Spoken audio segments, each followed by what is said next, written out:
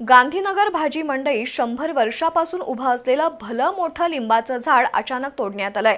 वृक्ष प्राधिकरण अथवा वन विभागाची त्यासाठी परवानगी घेतलेली नाही। ग्रामपंचायत कर्मचाऱ्यांच्या समोरच हे झाड तोडण्यात आलंय। सरपंचांच्या सांगण्यावरून झाड तोडल्याची चर्चा आहे।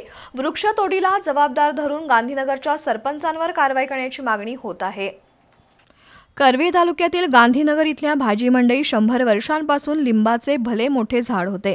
भाजी मंडईतील व्यापारी आणि ग्राहकांना सावली देणारे हे झाड ग्रामपंचायत कर्मचाऱ्यांच्या समोरच तोडण्यात आलं। सरपंचांच्या सांगण्यावरून लिंबाचं झाड तोडल्याची चर्चा आहे। डेरेदार वृक्ष तोडल्यामुळे निसर्गप्रेमींमधून तीव्र नाराजी व्यक्त होतीये। बेकायदेशीररित्या वृक्षतोड केल्याप्रकरणी गांधीनगरचे सरपंच संदीप पाटोळे यांच्यावर कारवाई करावी अशी मागणीही होतीये। विविध संघटनांच्या पदाधिकाऱ्यांनी एकत्र येऊन वृक्षतोडीचा निषेध केला। भारतीय जनता पार्टी, भारतीय सिंधू सभा, शिवसेना शिंदे गट तसंच अन्य संघटनांनीही वृक्षतोडी विरोधात आक्रमक भूमिका घेतली आहे।